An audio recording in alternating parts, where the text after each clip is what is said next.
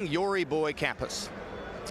So now let's turn our attention to the ongoing saga of George Foreman. Of course, as Foreman approaches his 49th birthday, the issue that rises above all competitive issues in his career is his health. Boxing is a dangerous sport. At this point, why, ask so many people around the sport, should George Foreman continue to fight? There is no other sport like boxing. It is the most overtly violent form of competition and has the tragic fate of countless boxers to show for it. Wilfred Benitez depends on his mother for daily care.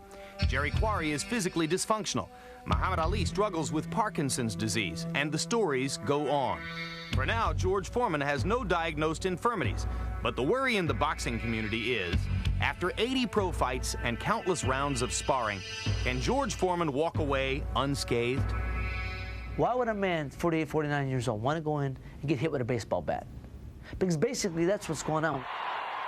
He's going to underestimate some younger fighter, and he's going to get hurt really bad.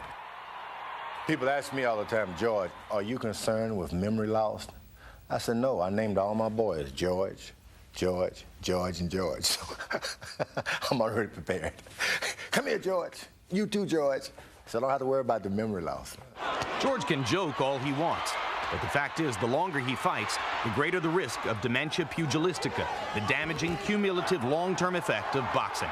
Dr. Ira Kassan has performed extensive neurological research on over 200 boxers. The statistics indicate that the majority of fighters who've had more than 80 professional fights will have chronic brain damage. Studies that I have done have shown that champion fighters have more risk of it because they don't get knocked down, they keep getting blows to the head, and they keep coming back for more. Dr. Barry Jordan from the UCLA School of Medicine is another neurologist who has studied this subject. For now, he says, Foreman's fit to fight, but the future is iffy. Well, as a boxer ages, they are at increased risk of brain injury from boxing. This is simply because they have a longer exposure to the sport of boxing. And also, when they age, their reflexes may slow down. So how does this relate to George? Well, for one thing, his fights are lasting longer than ever. His last 7 bouts have averaged almost 11 rounds apiece. The 6 previous ones, only 4 rounds. Moreover, of the 25 punches he gets hit with in an average round, 75% of them are head blows. Guys are hitting him a lot. Severeese hit him a lot. Vander Holyfield hit him a lot, and that was 6 years ago. I don't think we've seen the effects of that one yet. Alex Stewart hit him a lot. Axel Schultz hit him a lot. Last April, Big George outlasted and defeated Lou Savarese, but ate a lot of leather while doing it. It's almost impossible for George to keep up the punch. You know, he'll take 2 or 3 to land one. It's inevitable that he's going to get hit if you throw a combination. Even as he closes in on age 50, George Foreman remains an athlete. And like most pro athletes, he dismisses the danger to focus on winning the prize. I'll allow people to say anything they want to me, but if it's negative, I don't hear it. If there's some studies about some negative effects of boxing, I don't believe them. I don't believe them. My thing is the positive. Fighters are not that pessimistic. If I thought about the fact of, I hate to say it, it'd be so morbid, but going blind when I had the eye injury, I never would have faced Marvin Hagler. I never would have had a chance to come back and beat Durant again or face Tommy Hearns again. I would have lost all those wonderful experiences and moments. I know George does the same thing. Foreman's personal physician, Dr. Aiden Rios, assured us George is healthy to fight now. But what about his future? We don't have crystal ball. All we can say is that as of today, he's medically fit to exercise this sport, and that's all what we can say. Typically, the chronic effects of boxing are delayed after a boxer retires. So they may have a period where they're asymptomatic, and then 10, 15, or 20 years down the line, develop neurological problems. There are other concerns when it comes to Foreman.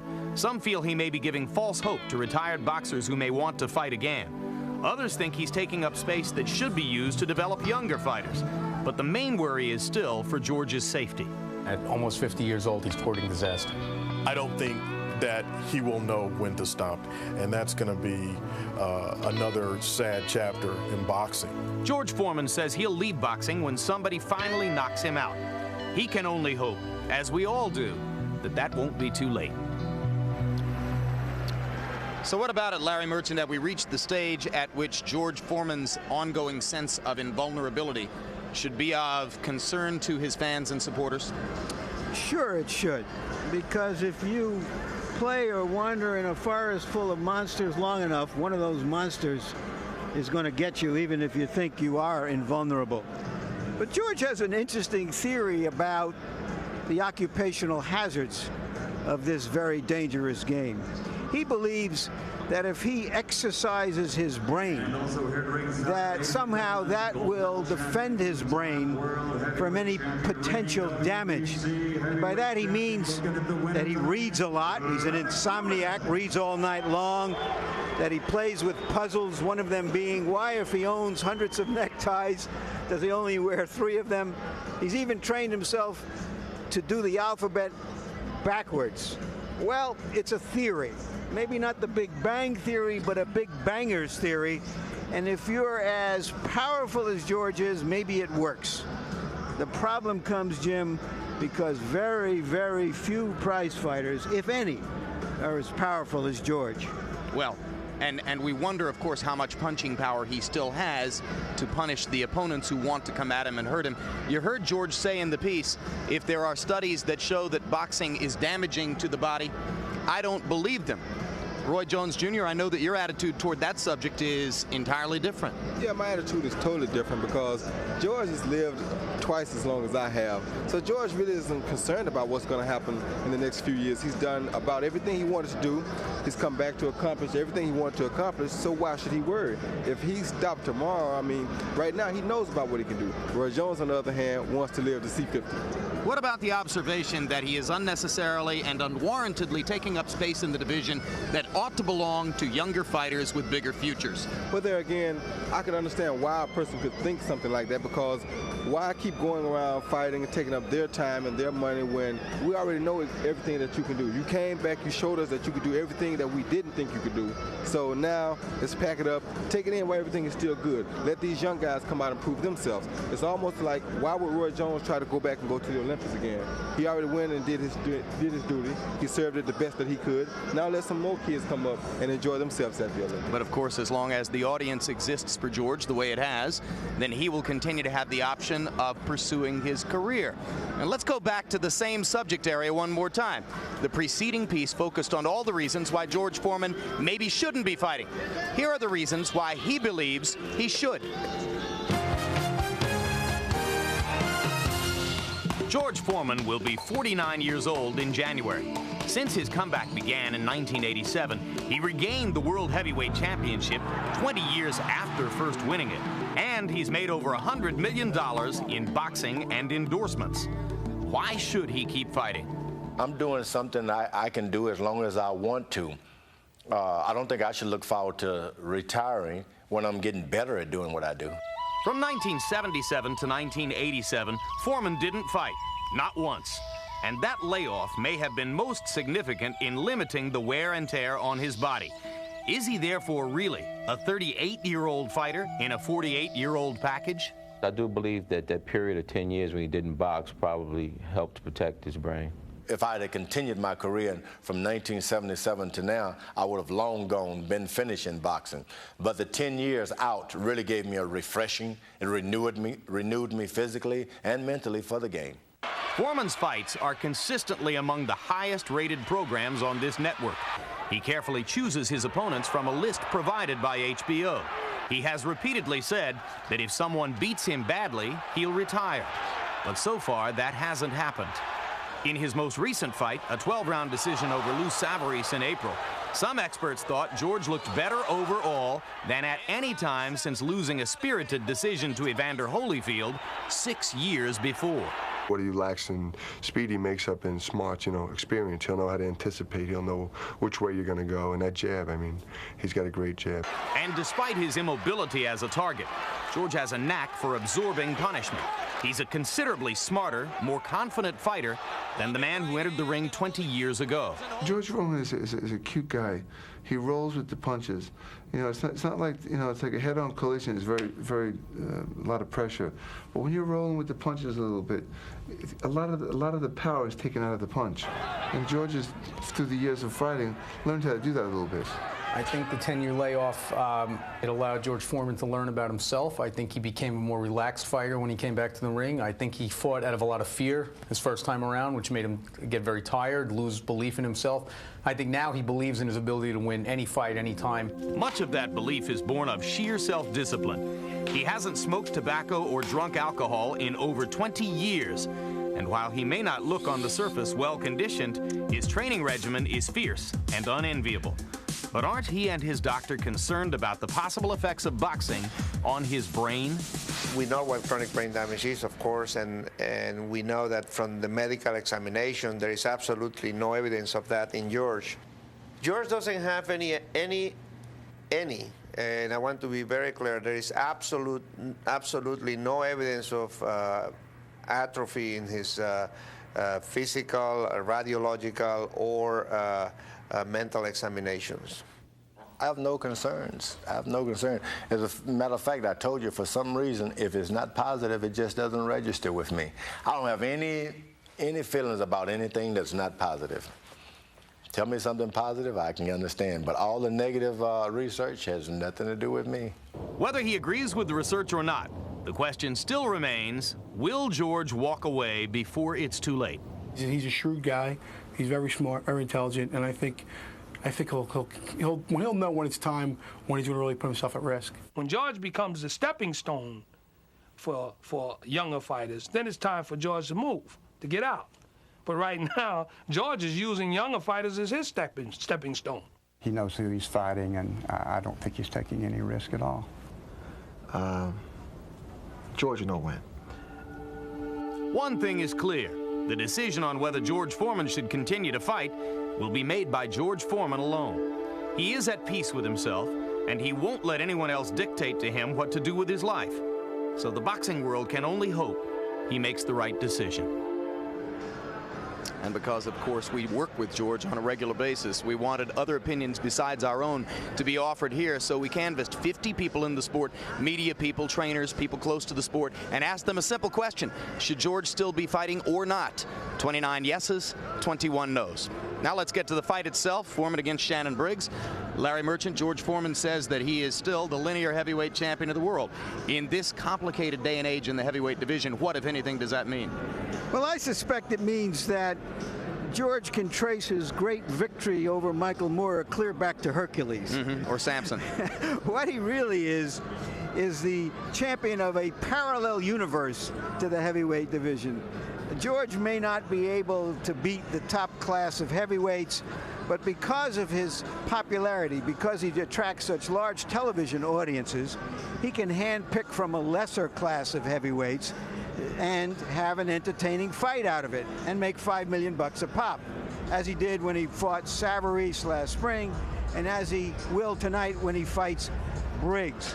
Despite Briggs' lack of credentials on even this level of the game, we found out earlier tonight that this is an even money fight in Vegas, so perhaps we'll have another entertaining night at the fight. And the blueprint for how to beat the modern George Foreman, the one in this stage of his career, was drawn up a few years ago by Tommy Morrison in his hide-and-seek unanimous decision effort over Foreman in Las Vegas.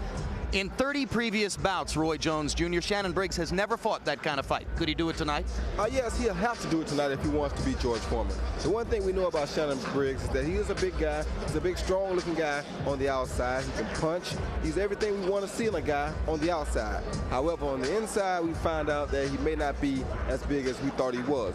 However, he may come back tonight and prove to us something different. So he'll have every opportunity. As far as George goes, I think George should do as George wants to do.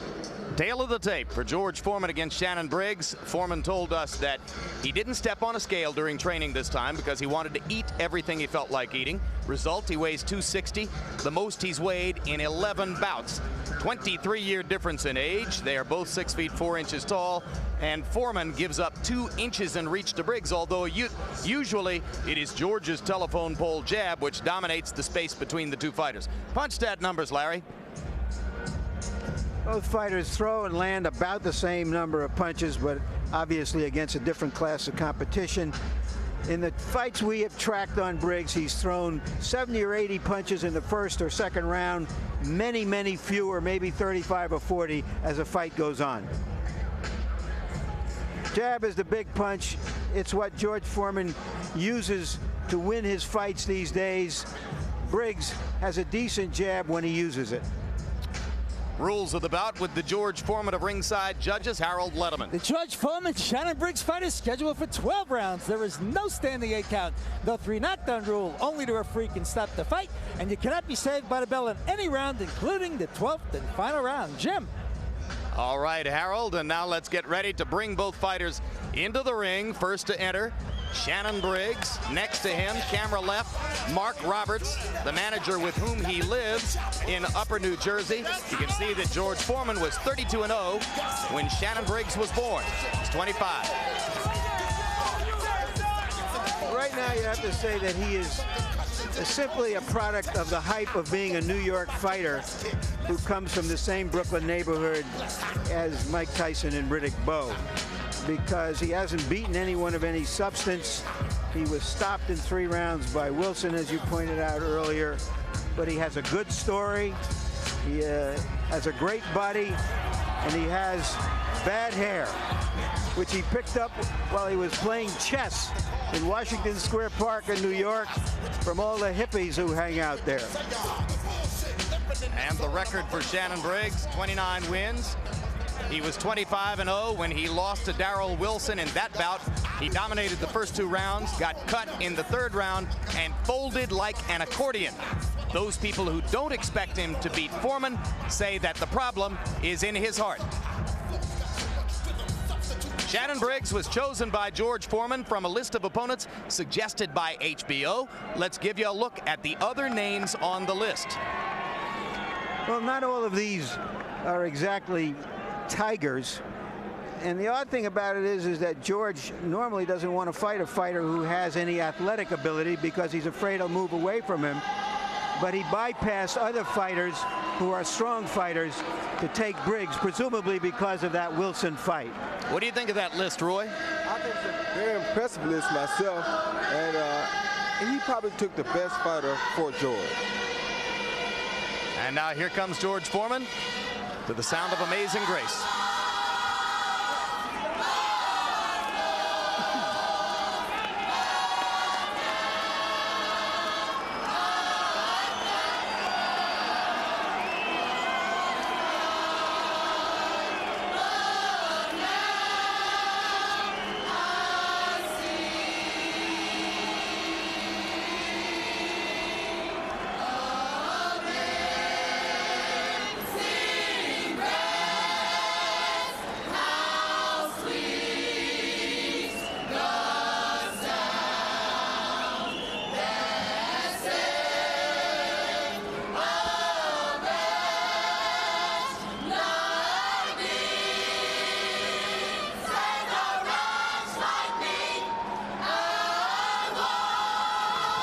George Foreman, 45-2 in the first career, then the 10-year layoff, 31-2 in his comeback career, the 4 losses to Muhammad Ali, Jimmy Young, Evander Holyfield, Tommy Morrison. No knockouts for Foreman since he knocked out Michael Moorer to win the title for the 2nd time, November of 1994. And let's go to Michael Buffer for the official introductions. Ladies and gentlemen, Azoff and Wald, main events fight night. Cedric Kushner Promotions with Henry Holmes Productions and your undisputed, undefeated king of beers, Budweiser. This Bud's for you. Present 12 rounds of boxing for the linear heavyweight championship of the world. Sanctioned by the New Jersey State Athletic Control Board, Boxing Commissioner Larry Hazard Sr., Chairman Jerry Gormley, Board members Gary Shaw and Stephen Katz, Deputy Commissioner John Greco, physicians at ringside, Dr. Kenneth Remsen, Dr. Stephen Oxler, Dr. Dominic Coletta Jr., and Dr. Louis Sabatini. Timekeeper at the bell, Roosevelt Gilbert. Counting for the knockdown seconds, alternate referee Tony Orlando. The 3 judges scoring this bout on a 10-point must system will be Kelvin Claxton, Lawrence Layton, and Steve Weisfeld. And when the bell rings, your referee in charge of the action, Eddie Cotton. And now, ladies and gentlemen, for the thousands in attendance and the millions watching around the world. From Donald J. Trump's Taj Mahal Casino Resort of Atlantic City, New Jersey, let's get ready to rumble!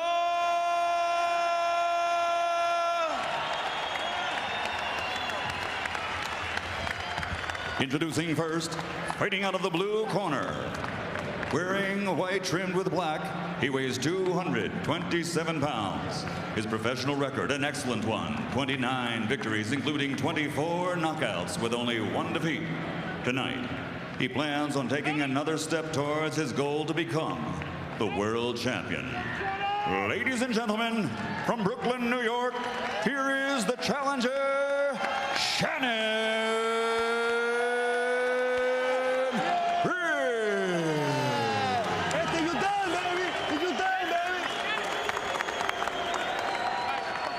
And his opponent across the ring, fighting out of the red corner, wearing white trimmed with blue and weighing 260 pounds. This 1968 Olympic gold medalist has a professional record of 76 victories, including 68 by knockout, and he has 4 defeats. Now, he steps into the ring for the 81st time, prepared to defend the title he captured by victory in the ring and never lost by defeat in the ring. Tonight, we turn the page to another chapter in the ongoing career of a boxing legend.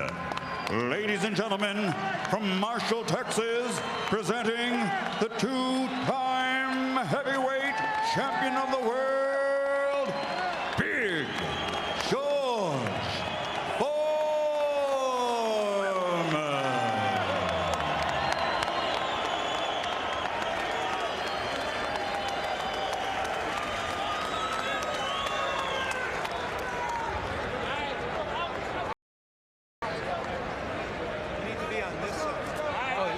Come on this side. Okay.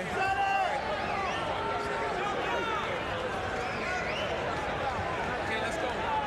Bring him out. Okay. All right, chief seconds. Boxers. Where's your chief seconds, Shannon? All right, boxers. You received your instructions in the dressing room. Obey my commands. Protect yourself at all times. Let's touch gloves. Have a good, clean fight. Let's touch them. George talks more these days about missing his church work, missing his work with his kids program. He's not in the best shape we've seen him in recent years.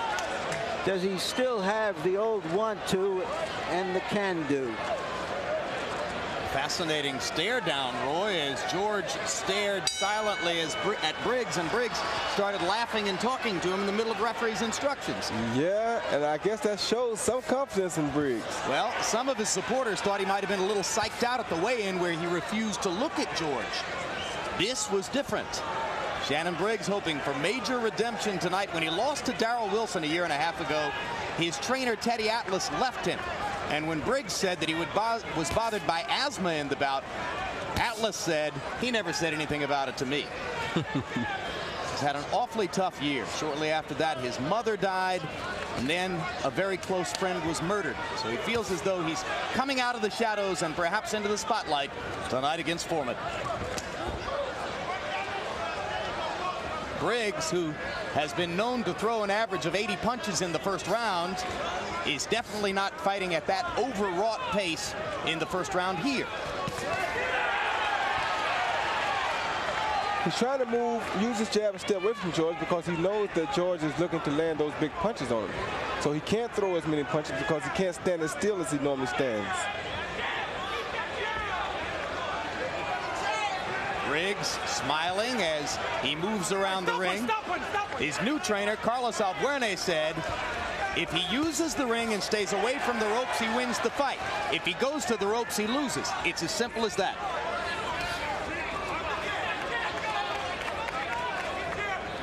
We've lost our clock temporarily. A minute and 30 left in the first round.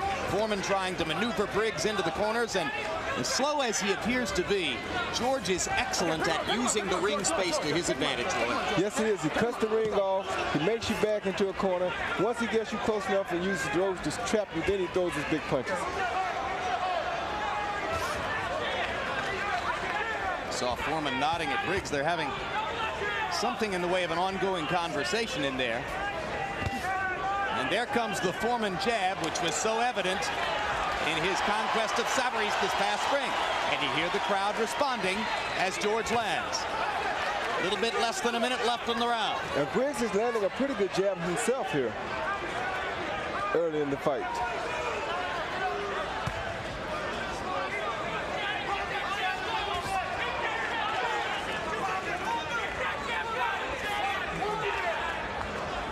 Seconds left in round number 1. Both fighters trying to establish their jabs in this first round. Shannon Briggs giving you a preview of the footwork that he hopes can win the fight. But there he puts his back against the ropes, and that provides the kind of opportunity that his trainer says he cannot afford to give to Big George.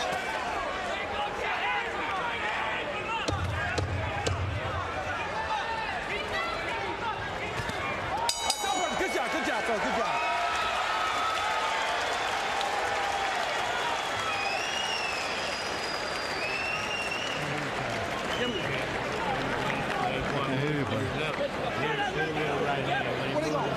All right, listen. Listen. Where are they going? Where are they going?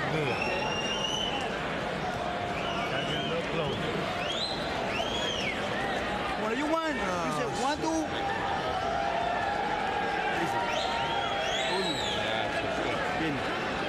Listen to me. Listen to me. Jab. Jab. Cuando he go, you say, up, go, we hang out, you move for the other side and you hit it. Listen to me, all right? You win the first round. Bad. You need to use a jab. Don't run it. Work with him. Work. He go with the side, you go with the other. Go. Foreman, as has been his custom in the comeback career, standing in the corner between rounds. Angelo Dundee offering a few small nuggets of wisdom. And as round 2 begins, we're joined at ringside by the world heavyweight co-champion, if you will, Lennox Lewis. And Lennox, what did you think of the first round? I felt the first round went pretty good. They're both getting used to each other. Shannon can't put his back against the ropes, so George will catch him. I think George is just waiting to set up a big right hand for Shannon. But everything's going well so far. Which fighter do you think might be able to establish his jab first? Well, it looks like Foreman's trying to get his jab going. I think Shannon's trying to mix up his punches and use his speed. George definitely has the experience and is using it. Stop one. Would you consider fighting George Foreman as one of your options if the Holyfield deal goes south? Well, he's definitely an option to me. Whether he wants to fight me as well, one depends. It'll depend on the money, Lennox. Definitely. What about if Briggs wins the bout? If Briggs wins the fight, well, I know my friends down at Susie Q's wants me to do that. Wants me to fight him. Susie Q's is in New York? No, it's in Toronto. Aha. Little inside stuff for Lennox Lewis as round 2 reaches the midway point. Foreman working behind the jab. I tell you what, if Briggs doesn't knock Foreman out here pretty soon or knock him down and do something to gain some momentum back on Foreman, he's going to be in for a long night. Because the longer this fight goes, the more George is going to get into this fight. Well, and when we saw the Savarese bout early in the spring, you saw how George was able to wear down Savarese and ruin him in the late rounds because of his incredible stamina, his great relaxation in the ring. Isn't that really his biggest secret, Lennox, the relaxation? Definitely. That's where the experience comes in. You know, it just keeps on the pressure, and at the right moment, he knows when to turn it on. Missing with the left there, but coming back to stick the jab. And Shannon Briggs, I totally agree with you, Roy Jones. He's fighting George Foreman's fight right now. Yeah, he's breathing harder than George is. Which is a good time for me to point out that I spoke with a psychologist before the fight who has worked with Briggs, and who told me that Briggs' biggest worry is that he doesn't have the stamina to go the distance because of his asthmatic condition. Well, he in bad trouble if that's the case. Briggs manages to land a left over the top. Second round has been a pretty good one, though, both in terms of tactics and punches landed for George Foreman. Lennox, quick thumbnail prediction. Who's going to win the fight? Well, the best man. Beautiful. Why don't you go back and run for Prime Minister, Lennox? Thanks very much for joining us. We appreciate it. Thank you. All right. Lennox Lewis looking forward to a possible fight with Evander Holyfield. Join us for the most recent installment of Real Sports with Bryant Gumbel. Featured in this edition, a profile of Detroit Pistons superstar Grant Hill, a talk with NFL quarterbacks Boomer Esiason, Jim Kelly, and Mark Rippon about their son's life-threatening illnesses, and an investigative look at John Gillette, accused of swindling millions of dollars from top professional athletes. Real Sports, the only show of its kind, and it's only on HBO. So steady jab, you drive me crazy. The voice of the great Angelo Dundee. Okay. Get on his case. You don't want no more. You really don't want no more. Angie asking George to throw that telephone pole jab.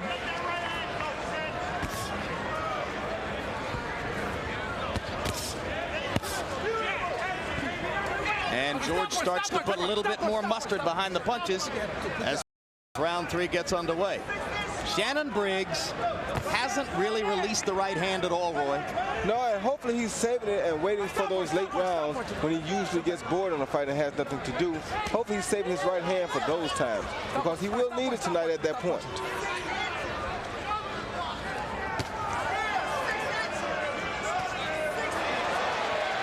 This really shows you what a specific art boxing is. I mean, the athletic cap appears to be huge here, but George's technicianship gives him a vast edge in knowledge of what to do. And let me tell you something else, Jim.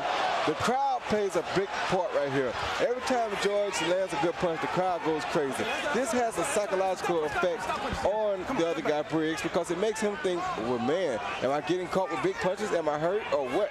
You know, it makes him think twice about himself. Stuff like that. Well, if he doesn't know if he's getting hit with punches, he's got a real problem. Right. Now, I didn't say he didn't know if he's getting hit. I said it makes him wonder again, am I hurt? Am I looking foolish? What's going on here, you know? Makes him second guess himself. It's a really good point, Roy. And it seems now he's slacked and punching. You see that? Yeah, Briggs has abandoned the style that he used in the first round. Because he's tired. You get tired of running from a guy. It takes a lot out of you to run from a Briggs guy. lands a left hook, but he's really in a defensive mode here. You saw him there with his back against the ropes, and we already told you what his trainer thinks of that. Now here he is backing into a corner by himself. Hey, you know what I'm thinking here? You can run, but you can't hide. Same thing I was going to say for Griffin before the last fight. It's not even a small ring. There's plenty of space in there. It makes no difference. You can run, but you can't hide. Now, if he goes ahead and fights, then he can avoid George a little easier. But he can't avoid him by not fighting. He has to fight. Stop punching, Shannon. Stop hitting him. No, stop hitting him in the back of his head.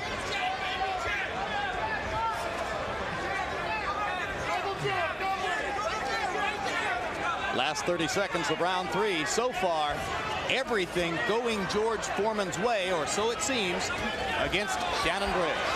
And I think the big punch for George is going to be the left uppercut. Good job. Why is that, Roy? Because once he gets inside, Shannon's got his hands up, his right hand up, looking for the left hook a lot. And George will sooner or later get inside, and Shannon's going to stay straight up, and George's going to sneak that left uppercut right under the right hand, and that'll be a dangerous punch. Stop. And I think that's George's best weapon because people don't see it coming. Shannon looks awfully tired as round 3 comes to a close.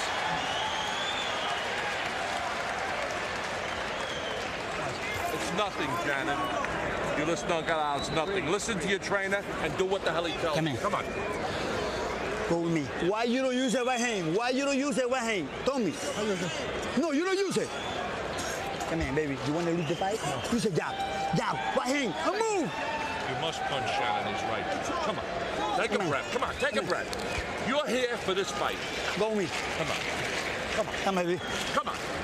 Okay, son, move over, slide on the guy. You know what to do. Slide. But everything is with your jab. No wide shots. No wide shots. Don't reach for him. He's ready to go. George patiently stalking Briggs. A left that was short, a right that wasn't. And I tell you what, Larry, this Briggs corner is feeling this sense of urgency that we're talking about here. Yeah, you heard veteran cutman Al Gavin playing an extremely vocal role as he tried to shame Briggs into fighting, saying, come on, you're supposed to know what you're here for. Briggs threw an average of about 33 punches around in the first 3 rounds, and that won't get it done. He's got to throw at least 50 punches around to have a chance. In the back of his head. Okay, stop hitting him. Yeah, but stop hitting him in the back of his head. Okay. All right. Good job. Good job. And you heard the trainer screaming for the right hand. Briggs not releasing the right hand up to this point in the bout. Shannon seemed to know that he needed to throw more punches as he came out for this round, but Foreman's been landing the jab at about a 70% clip. One reason he's not throwing that right hand is because he can't see a target. George has that big jab up in front of his right hand, so he doesn't see anything to throw it at. Stop punch. Easy pickings. Good job. George Foreman landing the jab with metronome regularity against Shannon Briggs. Good job. Get out. Punch out. All right, stop punching. One of my favorite expert observations when George sits next to me, Roy. This sport is easy if you have a jab. Very easy if you have a jab. Oh, Shannon's starting to feel real bad now. And the crowd is not helping him in. Oh, good shot. There's that semi-uppercut I'm talking about right there, Larry. There's a hard right hand by Briggs as he suddenly comes out of his doldrums.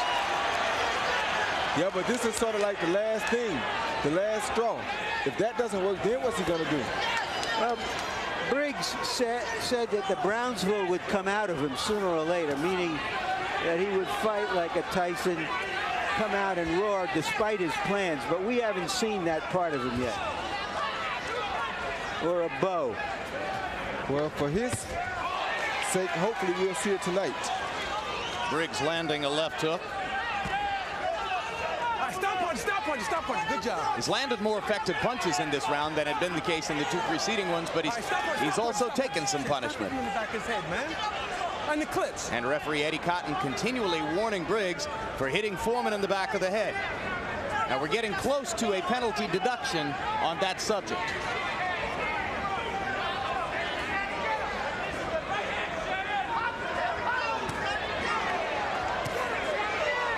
Briggs is telegraphing his punches so much that George can see him coming from a mile away. All right, stop punch. Good job, fellas. I like that. Briggs should stick to his jab and stay away from George. That's the safest weapon he can use. There, Briggs beat George to the punch with the jab, but it's happened all too rarely. Foreman doesn't look very pretty as he releases these combinations, but the punches just keep coming. Why isn't he throwing the right hand, do you think, Roy? Because he doesn't see a right hand target. Every time he looks, he sees George's big left hand there, so he doesn't see a straight shot to throw it at. So why not go to the body? Because you don't fight a smart fight. Nobody ever goes to the body against George. I don't get it. Short shots, jab like you do. Hit this guy with a hell of a left hook. Don't let him bump you in the shoulder, okay? Body shot. Take it from me. Just get a little close way to ram the hook right in his body. You got it weak. For nothing. Nice short shot. In close, believe me, you can nail it with a left hook. Be close. Don't hook from the outside. Everything's a jab. Hey, a move. All right, everybody. Go. Wait, look for me. Angelo Dundee asking Foreman to get in close and nail his man with the left hook. To answer your question, Jim, a lot of guys, when they see George tote them Jeeps around, they feel like body punches won't hurt this guy, so why throw it?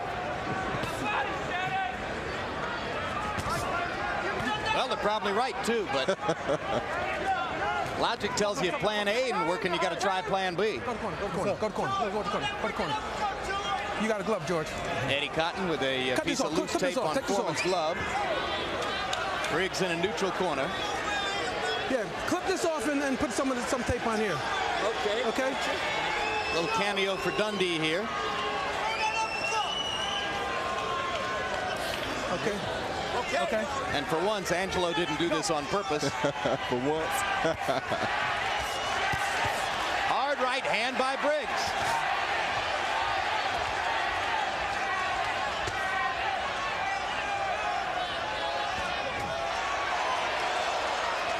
Every time Briggs seizes momentum for 5 or 10 seconds, George claims it back with the jab. You know, this is so funny to me. You see a 48-year-old guy here faking out a guy, making him flinch, doing the things that the young fighter should be doing to him, you know?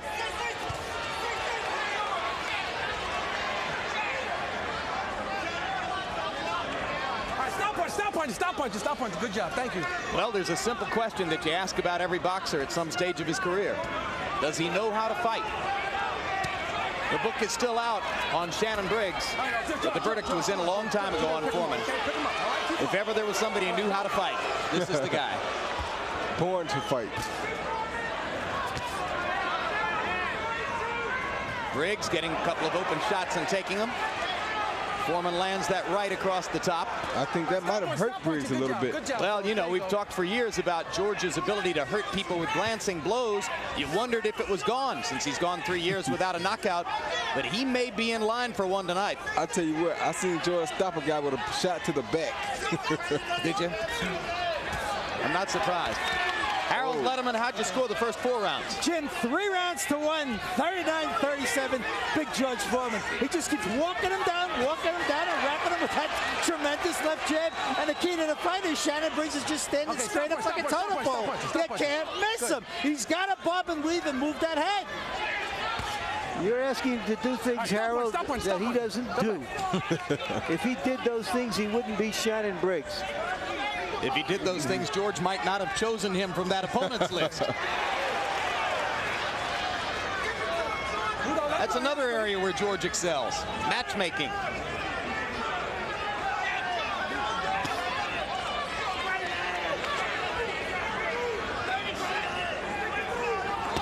Oh, that's a good body shot, Jim. Left hook to the body. I think that's something that Briggs ought to do every time it enters his mind.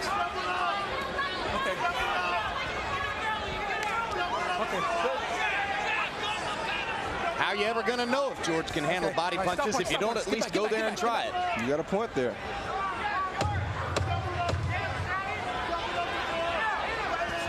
All right, stop punching.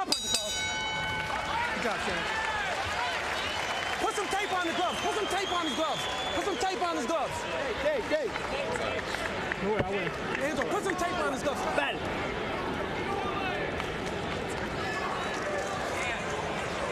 Yeah. Whoa. What are we in? Tape on the glove. 61%. Where? Give me a channel, Luis.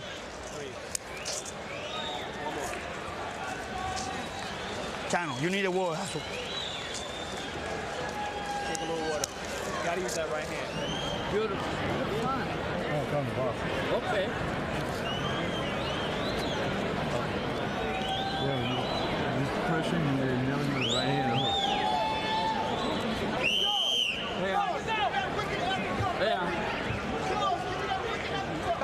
Back it up, George, over here. Seconds out. I got him. Attention to the other guy once in a while. Let's go. Round 6 of the scheduled 12. George Foreman against Shannon Briggs.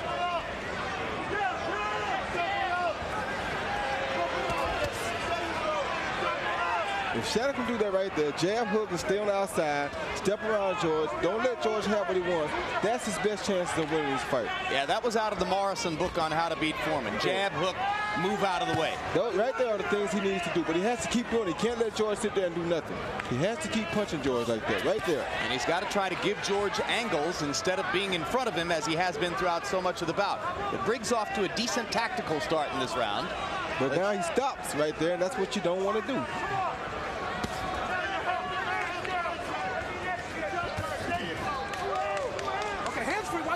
Watch his shoulders.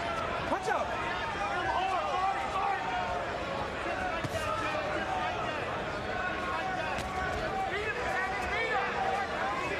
You know, these punches look so slow from George. You're thinking, how do they land? Obviously, it's deceptive.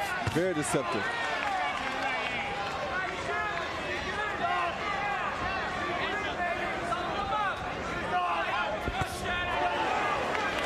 right hand by Briggs. Very good right hand by Briggs. That's a pretty good idea, too.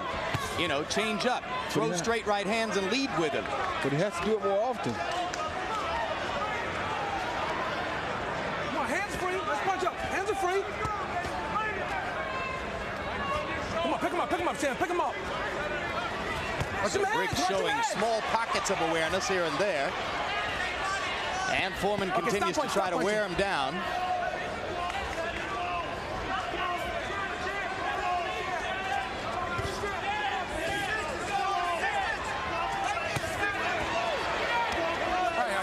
Briggs is a big, strong man at 6'4", 227, but when George leans on him like that, it's got to take something out of him over the long haul. Yeah, it does, but he's a younger fighter, and if he wants to win this fight, he has to stand up under that. Stop punching. Left hand to the chest, crowd responded. Briggs shook his head as if to say, hey, wait a minute, that wasn't all that big a deal. Why are you people cheering? Underlining the point you made earlier about how the crowd gets in his head. Right, the crowd is getting in anybody's head like that. It's not just him. There's a quick left hook inside that landed flush for Shannon Briggs, and Foreman just keeps on coming. That wasn't nothing. All in all, to this point, Briggs has not been able to hit Foreman the way Savarese did, the way Axel Schultz did, the way Michael Moore did for 9 rounds. Maybe George is improving.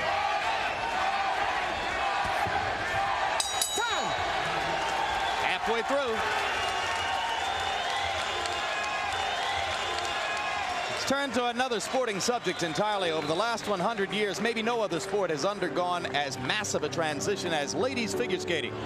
Join us in January as HBO Sports presents Reflections on Ice, a diary of ladies figure skating as we look back at the evolution, the sacrifices, the successes, the tragedies of ladies figure skating through revealing interviews and never before seen footage.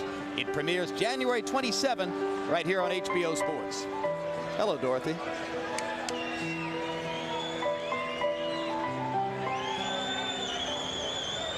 Go over there somewhere, listen. Oh, yeah, don't get excited. The other guy's loose. The other guy's loose. This isn't ladies figure skating tonight. No, fine. I gave Briggs the last round. Did you? I thought that was his best round since the first. I was about to start thinking he is submitting, giving in, but he found something in that last round. Let's see if he can exploit it. If he continues to do that right here, every round he starts out this looks good. Every round he starts out just right. If he just can keep that up for 3 minutes and continue that throughout the fight, he'll have no problem. Well, Briggs did manage to get off 48 punches in round 6, his highest punch output of the fight so far. And perhaps not coincidentally, Harold Letterman gave him the round also. So let's see if Briggs can build on what he did in round 6 and mount a rally against the so far more effective George Foreman. I think George is going into the toe-to-cheek mode now. Foreman going mostly with the jab. Briggs throwing the greater variety of punches. Big power punch edge for Briggs. In round 6, he landed 17 of them to only 4 for George. Okay, all right. Let's go. He's doing a smart thing here, Briggs, by throwing these snapping punches while George's punches are winging, because you have to land the quicker punches. If you're quicker than the guy, use your hand speed on him.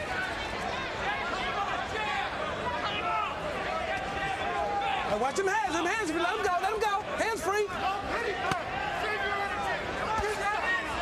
Briggs keeping Foreman occupied inside, going to the body so that Foreman doesn't have a chance to throw that uppercut, which might have done so much damage.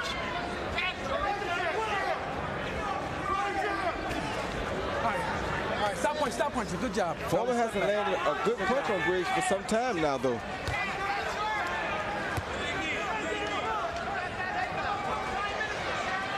Which is mostly due to the fact that Briggs is just handling himself better. I don't think George is tiring or changing. No, I think Briggs is doing the right thing. He's not fighting George's pace. He's fighting his own pace. He's throwing quick, sharp punches, and he's keeping George on the move.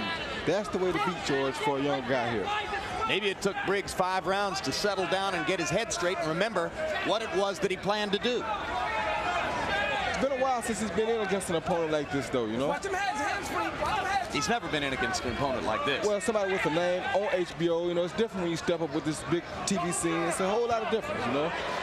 You have a reputation to uphold when you fight here. In all honesty, when we had him on against Darryl Wilson last year on HBO, that was a showcase for Briggs.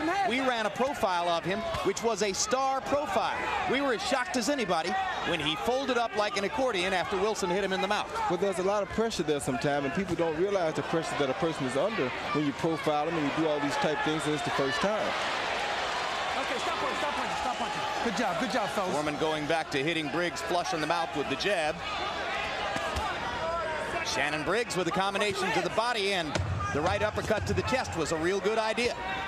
And now he's out punching George, he's out working George, and I think he's fighting a lot smarter fight now. You can do it all night in close. Deep breath. Throw a feint once in a while. It's pretty. You're feinting them out of position. Nice. Get the jab. Good round. Good round. That's great. Hey, man. Go down. Go. Put it down. Listen, baby. You win the fight. The fight is too close. He's the champion. He's the 8th round. 4 more rounds, you are the champion. What happened to you? What do you want? Or you want I hit it to you? Come on, baby. Right here, son. It's all the way. Go with me. Just keep breathing. Just keep breathing. Don't let him get in. Keep him backing out with the jab. Train him, see if he'll go for a sucker shot. George Foreman is a compelling figure in boxing. This is not a compelling fight. Show ain't. But at least it's changing. In round 6 or 7, Briggs found a formula for limiting Foreman's opportunities, as is evidenced by the fact that CompuBox numbers in round 7 showed Foreman attempting only 21 punches. Here's a hard right hand across the top by Foreman. Briggs shakes his head, but that punch landed. Harold Letterman, how you got it through 7? Jim, I got it 5 rounds to 2, 68-65 George Foreman. I think he hurt him in the 7th round with a couple of punches he landed. Thought he won that also. He certainly lost the 6th round. I'm talking about Foreman. But he just keeps walking him down and wrapping him with the harder shots. I think he's winning the fight. He's winning the 8th round. That much I can tell you. I have it 4 rounds, 2 and 1 even. I always manage to find an even round. I was just about to say that, Larry. You know, if they go 1 round, I think you got that 1 round even from the get-go, you know? Even cameo on Larry's card. I'm glad I got it out of the way. Foreman over the top with the right hand. Foreman with a hard left hook. George having his biggest round since early in the bout. Yeah, and because Briggs is not being offensive now. Briggs is all defenses, and he's letting George be offensive. The best defense is offense. His feet have stopped moving, his hands have stopped moving, and he's letting George hit him. Now Briggs lands a left hook across the top. Great point. The best defense, particularly against a fighter like Foreman, is a good offense. The best defense, period, in my case, I think, is a good offense. Hard right hand. At least that's what my dad taught me.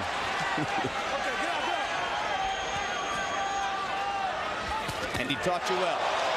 That was the hardest punch of the fight for George. He must sense that Briggs is weakening or that he just doesn't have any more movement. Why is Briggs standing straight up here taking these punches is what I would like to know. Maybe Briggs expended so much energy in rounds 5 and 6. Yeah, but he can slip the punches. He's in there. Oh, good shot by Briggs. Now, that was smart. Left hook to the body down low. Very smart good shot. Hard right hand across the top for Foreman. Round 8, the biggest crowd pleaser of the bout. You can't let Foreman rally like this, because on this rally, he's 48 years old. He may get a 10-8 round here for this big rally. And then you got to knock him out to win the fight now.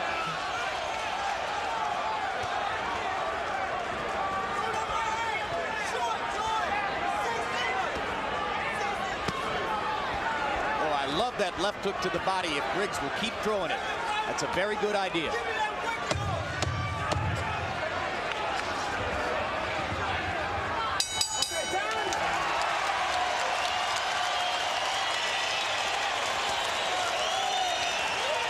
Listen, you don't want to war, you lose the fight, all right? Go out. I'm mad with you. What happened? You won too many for Nazi. Vaya, cubo. Pinga esto. with you, baby. Go with me. Don't go punch. 9th round, Sean. Turn it on him. Take it down.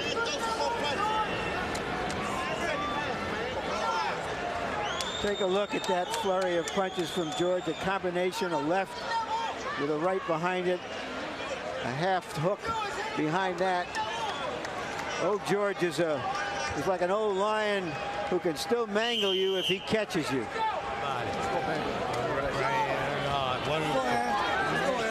Nice and steady.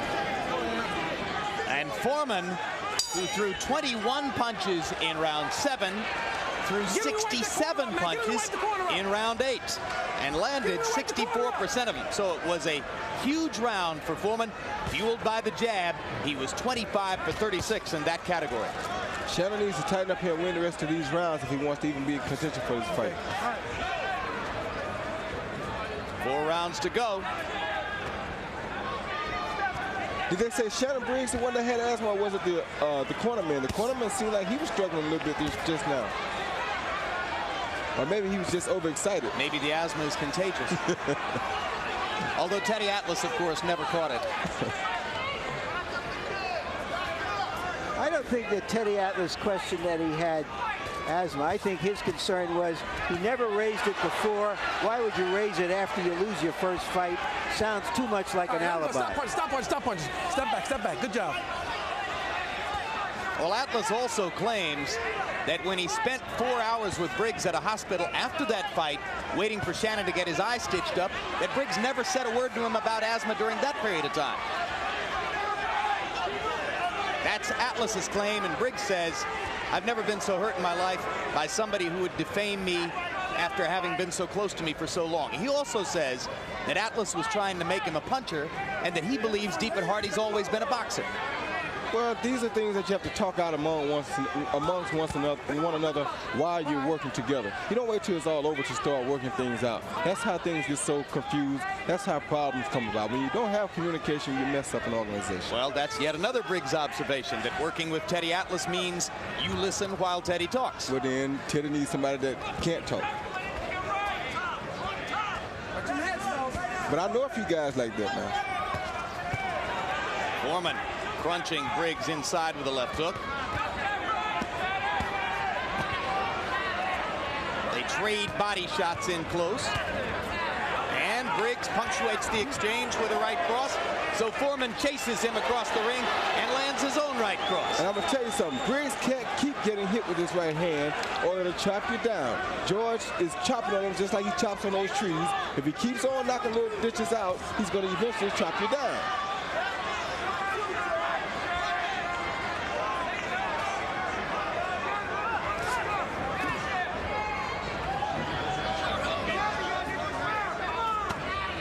Good body shot by George. George throw the hook body, hook head.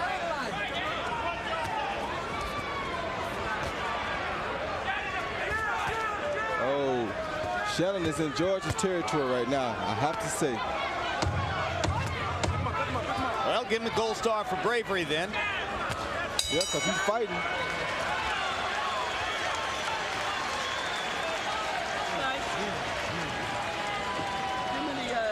Dominant tactic in the bout so far. George Foreman's legendary jab. It's been the bulwark on which his entire career has been built. Larry Merchant, take us through the replays of Foreman's jabs. Well, George, this was almost a non-existent punch for George in his first career. It's the punch that has sustained his second career. This is a medley of jabs. And he's not just touching Briggs. Yeah, give me. Charlie, tight on. Come on, Charlie, the wrong way. Come on. Good. Go. Hey, don't let it slip. Come on. That's good. That's it. George himself has a little bit of swelling under his eyes. He has been hit with some jabs himself. Jabs through round 9. Foreman landing 120 of 177. Briggs 44 of 104.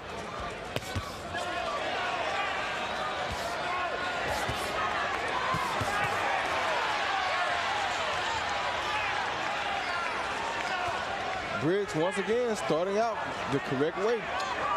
10 rounds is as far as Shannon Briggs has ever gone in his career.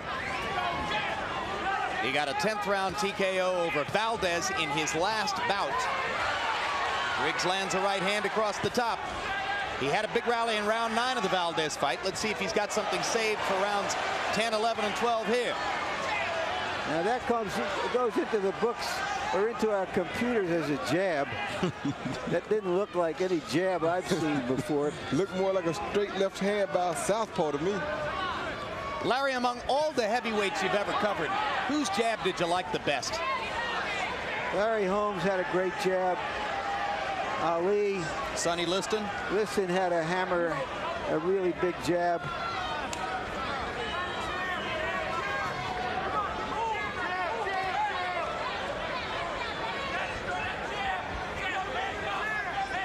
I don't think anybody depended on the jab as much as Larry Holmes did.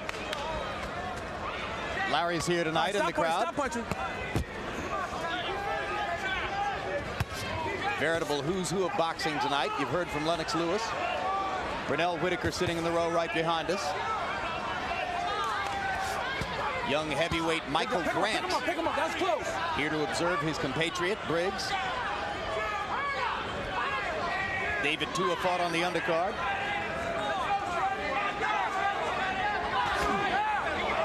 Uh-oh, that body shot might have hurt Briggs. Pick him up. Come on, Stopped Shannon. Briggs in his tracks for the moment, but Shannon resumes throwing punches. If you joined us late, Come on, you David guys, let's get him up, let's get him up. in his first Watch bout your since hands. his loss to Ike Beabuchi, beat Jeff Lally in a second-round knockout. Totally one-sided affair that Tua dominated with body punching. He knocked Lally down 5 times. Well, the good thing about the young fighters is once you think you got one that's just about to make it, just about to bust onto the scene, you find something tough come out from around the corner and upsets them, you know? That's why I like to see the young guys fight so much.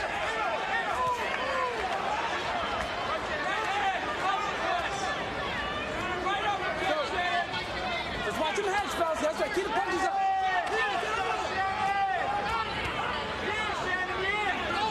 Watch him heads. Oh, that was a good body shot by Shannon.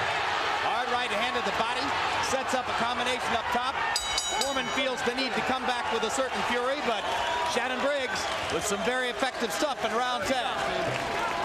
Highly effective. One more round. Good round. Hey, man. Go. Go with me. Go. Put it full. Go. Take it wild. Baby, 11 rounds. Watch. 11 rounds. You doing 2 more, same with this, you win. You are the champion. You understand? Go, baby. Baby, you say jab. You say jab. You can try to swing with it. Like when you get in close, try at him instead of walk at him. Like when you're crossing. I don't understand. Okay, come on. That right hand. Body shot. That one stopped Briggs, hurt him. Briggs came right back, took that idea, and then popped George on top of his head. If Shannon is a gambler, he just rolled himself a hard 10. Now he has 2 more to go, and he'll be all right. Good job. Shannon Briggs dominating round 10, landing 28 out of 44 punches, 64%. 20 of those lands, power shots. Let's see if he can step up the pace yet again in round 11. All right. Whatever happens in this fight, what you look for in a young fighter is heart, courage, championship stuff. I don't see it in Briggs, even if he wins this fight. Well, I see a little bit of it because he's taking some good punches tonight. He's showing some good angles. He's throwing some pretty good punches. Harold, how'd you have it through 10? Jim, 97-93, 7 rounds to 3, George Foreman. I tell you, Jim, I always score somehow or another for the effective aggressor. He's just carrying a fight to Shannon Briggs. I mean, Shannon's landed some awful good shots in this fight, but George keeps walking him down. He is the effective aggressor. He is landing the hardest shots. I think he's winning the fight overall. Shannon could make it close in the last 2 rounds, but I think George has got enough rounds in the bank to win the fight. I have it 6-3 and 1 even. Watch your heads. Watch your heads.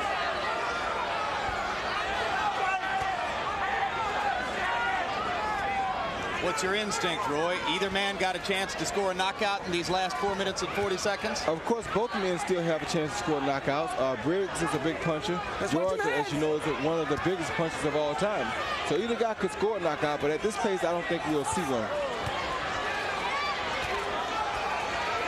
5 of Foreman's last 7 fights have gone the distance. Okay, stop punching. Knockout over Pierre Kutzer in the 8th. Knockout over Michael Moore in the 10th. Stop punching in the back of his head, man. Those 7 fights have averaged nearly 11 rounds apiece. Let's go. If this goes the distance, it'll be yet another 12-round effort by Foreman as he approaches 49 years old. I want to clean. Another thing that some of these younger guys don't understand is that if you're fighting a guy over 40 years old, the judges expect you to go out there and dominate this guy. They're not going to give you a close fight against this guy because you're the one who's supposed to go out there to show yourself. You're supposed to be the showcase. Briggs badly off balance as he landed the right-hand shot.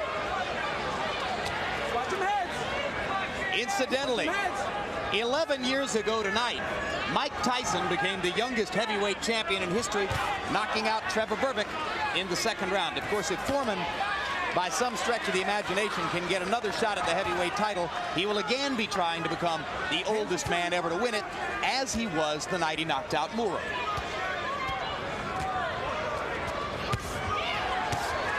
Hard shots by Briggs. He's trying to knock him out. He's trying his best to knock him out. I think he's shown more courage and stomach in the last 3 rounds than in his whole career up to that point. My points, too. I think he has. Last round. Come here. Very nice. Got only the last round. That's all there is, son. Very nice. Good. In close. You ever think to me? All right. Now it's the 12th round. Watch it. The last round. Watch it. The last round. The last round. Listen, jab. Jab. Right here and move. Last round. Go. Yeah. You got to let your hands free. You got to use a jab. Shot club, take it.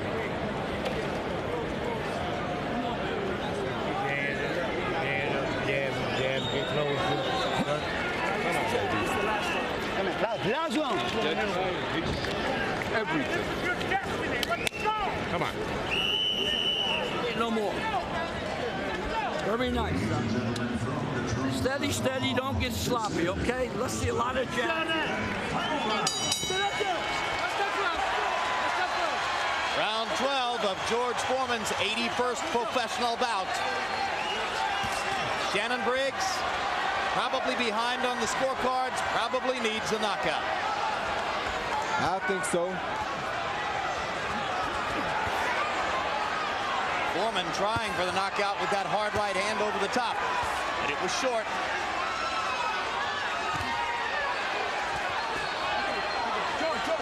Pick him up. Foreman landing to the body, comes back with a left hook. Jab, jab. Foreman the busier fighter in the first 40 seconds of the last round. All right, let's watch some heads in there.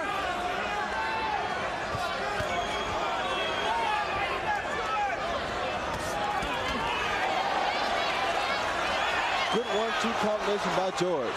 A left hook followed by a right hook. Right now it appears that Briggs is just trying to last the distance that he has submitted to George's enormous will.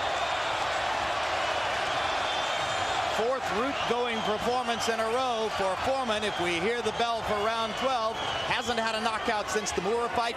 Maybe he doesn't need knockouts to keep winning at this stage of his career. All right, stop punch. Come on out.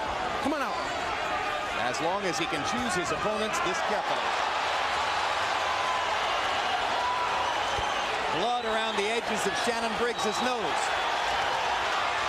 Visible evidence of Foreman's 12th round attack. All Foreman now as Briggs backs up. Crowd rises to its feet. Another giant ovation for the boxing giant. I tell you, Shannon Briggs is really showing some heart here tonight, though. He's fighting. He's not running. He's not being afraid. He's trying.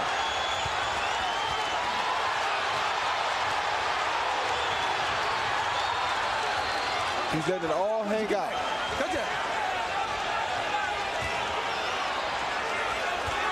But George may be the most incredible thing I've ever seen. Briggs landing a left hook inside. Foreman coming back with a left-right of his own. 30 seconds to go. Okay, stop punching. Good job.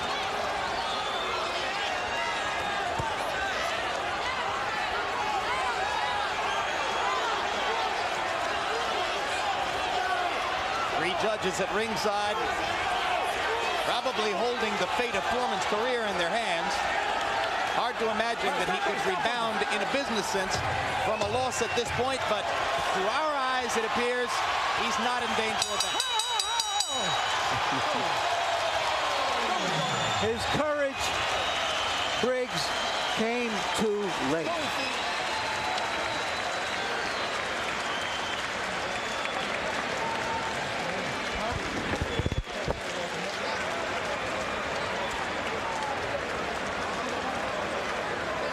And you saw what were no doubt words of encouragement and support from George Foreman to the man whom Foreman no doubt believes he has just defeated.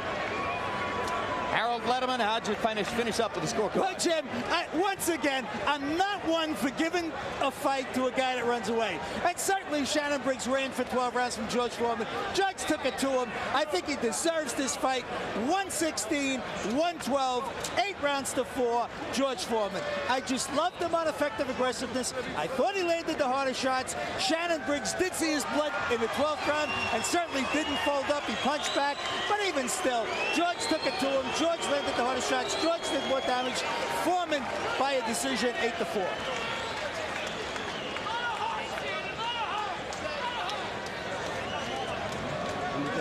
Amazing grace under pressure in the late rounds from Foreman. Came out and seized the 12th round to punctuate his statement to the judges. And you wonder, how can a 48-year-old man continue to come out and outwork these young guys? It's just so unbelievable. Well, what amazes you more? What he did here tonight, or that video of him pulling the Jeep up a hill strapped to his back? Of course, you know that Jeep is the most amazing thing I ever seen. And final CompuBox punch stat numbers for this bout. Foreman landing 284 out of 488. Briggs throws 6 more punches but lands 61 fewer. Foreman with that extraordinary 58% connect percentage, made even more extraordinary by the fact that to the layman's eyes, every punch appears to be thrown in slow motion. Jabs. Foreman landing 157 out of 230, 68%. It's almost as if he walks up and says, I'm going to hit you with the jab, and you're not going to be able to stop it. Briggs, 57 out of 135, respectable, but probably not enough. Let's go to Michael Buffer. From the Trump Taj Mahal in Atlantic City, we go to the Budweiser scorecards. Steve Weisfeld scores the bout 114 to 114. He has it even. Lawrence Layton scores the bout 117 to 113, and Calvin Claxton has it 116 to 112 for the winner by majority decision and new linear heavyweight champion of the world, Shannon Briggs.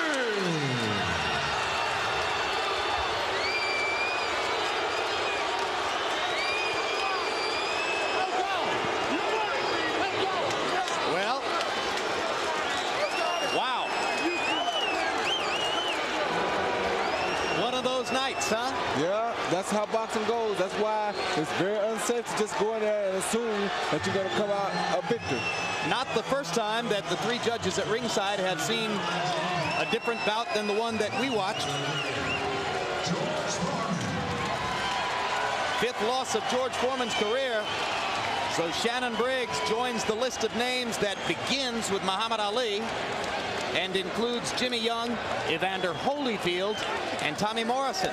And Briggs's career is revived in a heartbeat, as long as it took for Michael Buffer to read the scores.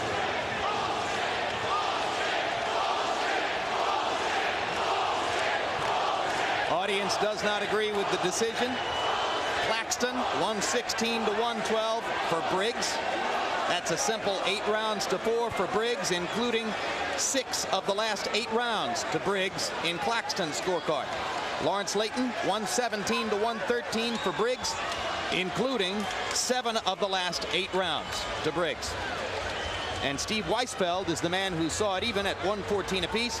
He gave each of the last 2 rounds to Foreman, and indeed, Weisfeld gave 4 of the last 5 rounds to Foreman, while the 2 other judges were giving 6 of 8 and 6 of 7 of the closing rounds to Briggs. Unbelievable. It's a subjective sport.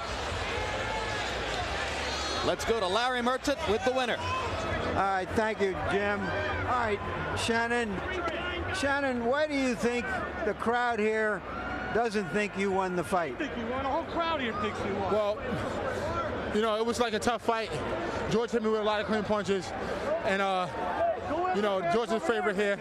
George is a favorite here, so you know the crowd was definitely behind him. But I just want to thank God, and I want to thank my mother who watching down on me, because this is for her, for my son and my girlfriend. You know. Why do you think you won the fight? I got to look at the tape, really, and be honest with you. I thought I hit him with some clean shots.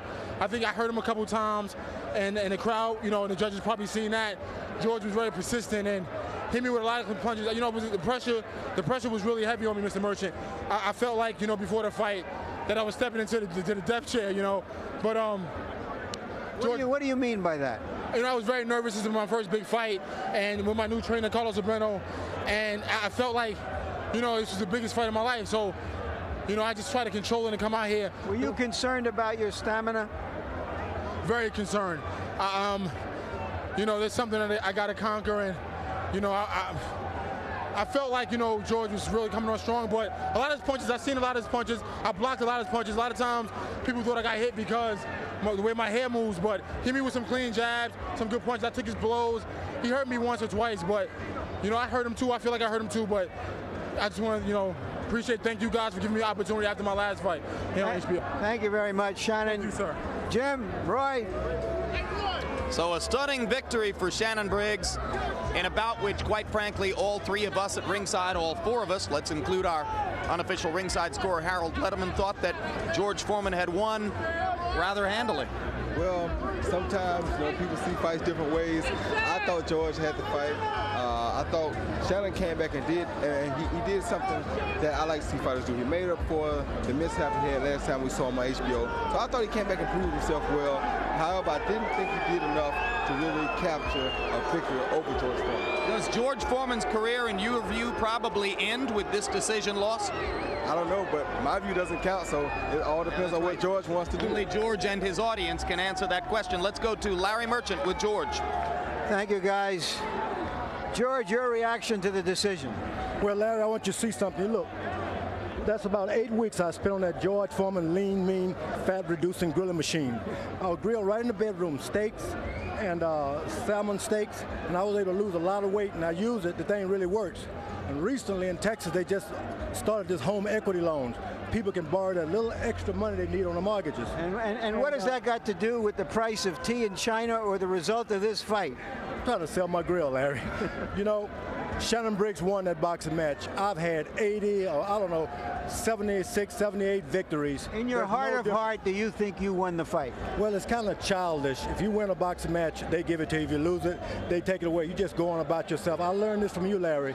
The only thing count is tomorrow. It's not, yesterday is dead and gone. If I could do it all over again, I probably would have thrown a few more punches and gone more for a knockout. But this is an excellent young man. He just lost his mother not too long ago, and he's had a hard life. And if that victory can help him, it was clear that your corner thought you won the fight. Most people in the audience thought you won the fight.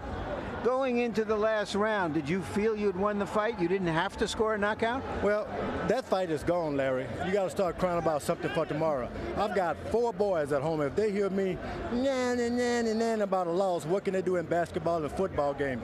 Just got to go on to the next boxing match or next game and forget that I'm happy, I'm not hurt. I'm almost 50 years old. That young man had to suck it up, and he took everything he had just to stay in there with me. And I'm proud of myself, and it showed in the world that the age 50 is not a death sentence for an athlete.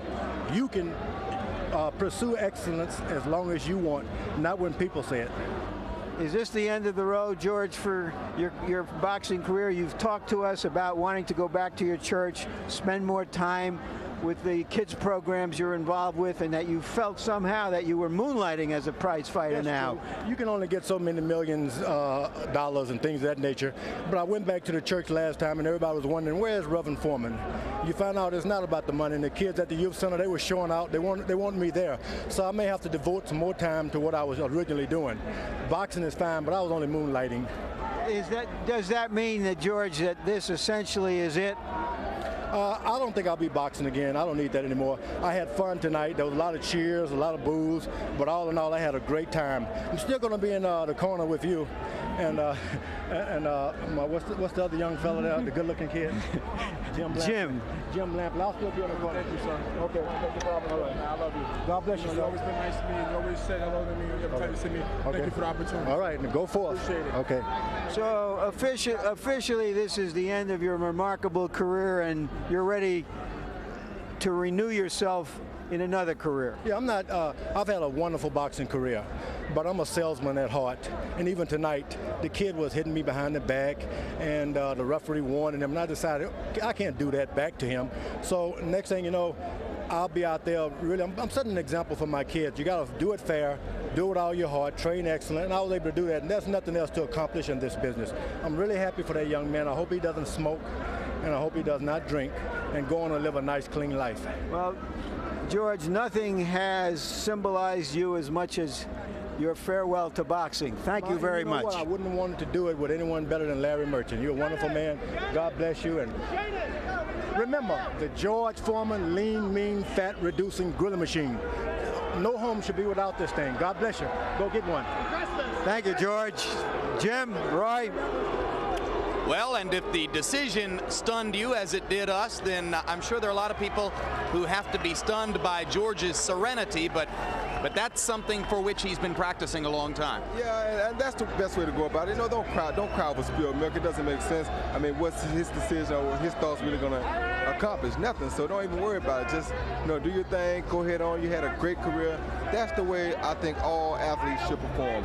If something happens, you get a bad call or something, you're supposed to just turn around. Hey, he got a bad call. Maybe he'll catch you next time. Let's go. Nothing we can do about it now. As a boxing historian, and going back as far as your memory and your perceptions of the sport will allow you to go back, where do you rank George among the great heavyweights? Well, it's kind of hard because you have to take a lot of things into consideration. First of all, his age. The age at which he came back to do all these things. Nobody has come back to do nothing as dominant as George has done. Nobody that I ever seen came back at this age, with this time, this era. The fighters that he's going through, the fighters that he's beaten, the fighters that he's went 12 rounds with, no other guy that I know could have come back at that age and did that. Did Shannon Briggs get something to build on tonight by winning a fight that I'm sure a lot of people here still believe that he didn't truly deserve victory in? Well, he did something to start something. Now, what's going to matter most for Shannon Briggs is the next step, not this step tonight, because this step tonight was if some people were okay, some people were not. It didn't precisely prove nothing to anyone. It didn't make us think, that he dominated George. It didn't make the viewers think he dominated George. So it didn't really do him any harm, but it didn't do him any real good either. Now is what's going to matter, what he does in the next fight. The next time you see Shannon Briggs, that's what will tell the real story. You and I both observed in the late rounds that he was fighting with more courage and stomach than he had shown at any point in his career up to that point. And at the end of the day, the judges rewarded him for it. And he did that. Thanks, Roy. Pleasure to work with you as always. Larry Merchant joins us at ringside, and I know that at least part of you is speechless, although that's rare. On the other hand, I just have a vague sense you're going to come up with something here. Well, what I can come up with is the fact that they call this fight, "You Tell Him to Retire," meaning George Foreman. As it developed, I don't think the fans told him to retire. I don't think Shannon Briggs told him to retire. We didn't tell him to retire. The judges told him to retire. George has gotten a couple of decisions over the years during his comeback that people didn't think he deserved. It's part of the game. I'm a little befuddled, to tell you the truth. Not the first time, but I await George to come back and join us at ringside. I think he means it when he says he retires. And I was very moved by the way he walked away with his head held high. Indeed, and I think probably all of us were. So thus ends, if not one of the greatest, and some would say it was, certainly the most unusual career in the history of heavyweight champions. George Foreman leaves, ultimately having made this incredible mark on the sport, that he unseated Joe Frazier at a time when Frazier was thought by many to be indomitable, to become heavyweight champion as a young man, a raging, angry man with very little control over his emotions or his boxing style. And that he came back 15 years later as an entirely different person, won the heavyweight championship again by knocking out Michael Moore 21 years after having won it for the first time, an accomplishment which can be compared to virtually nothing else that I know of in sport, and did it in a style both as a fighter and as a human being that was something entirely new, invented, completely separate from what he had done and who he had been before.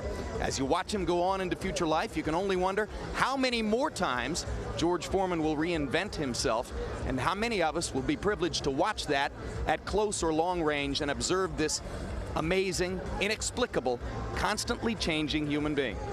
Goodbye, George. We'll see you at ringside. Thanks for the memories. We'll be back to talk about what happened in the ring here in just a minute. Now let's look ahead to some upcoming programs on HBO. HBO presents an original movie. If the baker can build a better heart, why can't we build a better breast? David Schwimmer. Half of Hollywood is wearing my breasts. Chris Cooper. Well, could you autograph those? Yeah, bless your heart. Breast Man. Never before has one invention given America such a lift. Premieres Saturday, December 13th, only on HBO. After a year and a half, Boxing After Dark still continues to impress. Here comes Ferreira! No series has produced more consistently entertaining fights.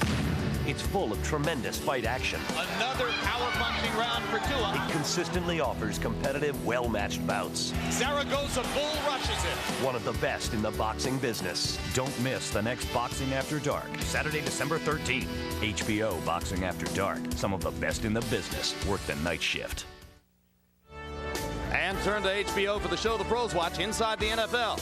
As hosts Len Dawson, Nick Bonaconte, Chris Collinsworth, and Jerry Glanville take a complete look back and the first look ahead at all the action throughout the NFL. It premieres Thursdays at 11 p.m. Eastern and Pacific. This week on the road in San Francisco, visiting the NFC West leading 49ers. On December 19, from Madison Square Garden, World Championship Boxing presents the American and HBO debut of Prince Nassim Hamed, who will be fighting Kevin Kelly, and a junior featherweight matchup between Junior Jones and Kennedy McKinney. Here tonight in Atlantic City, David Reed continued his unbeaten exploits in the beginning of his career at 154 pounds, America's only Olympic boxing gold medalist of 1996, getting a fourth-round TKO victory over the durable and tough Dan Connolly. Another impressive victory for Reed. And then Shannon Briggs got a 12-round majority decision over George Foreman, the 30th victory of Briggs' career to lift him to 30-1, and probably the death knell for George Foreman's boxing career. Foreman closes out at 76-5, 2 times the heavyweight champion of the world. Coming up immediately following tonight's coverage of World Championship Boxing, stay tuned for The Substitute on the East Coast and Dear God on the West Coast. So now for Larry Merchant, Roy Jones, and Harold Letterman, I'm Jim Lampley saying so long from the Taj Mahal in Atlantic City, New Jersey. The executive producer of HBO Sports is Ross Greenberg. Tonight's telecast of World Championship Boxing was produced by Rick Bernstein and directed by Mark Payton. The feature producers were Adam Berger and David Leibson. The associate producers, Kirby Bradley and Kendall Bridges-Reed. Assistant to the producer, John Crystal. Production manager was John McCallie. And the technical supervisor was Bob Hunter.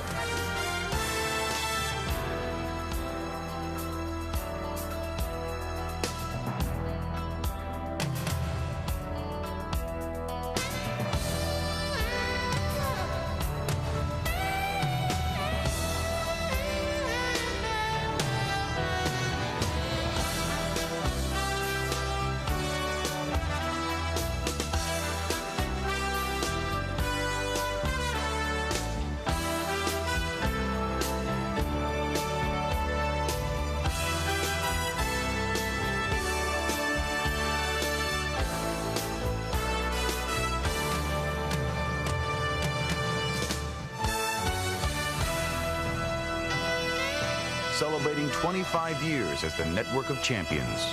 This has been a presentation of HBO Sports. Attention Americans. The first fighter of the 21st century has just landed. Hello. Introducing Prince Naseem Hamed. Undefeated champion Prince Naseem Hamed comes to America to battle Kevin Kelly. Live from Madison Square Garden, Friday, December 19th on HBO.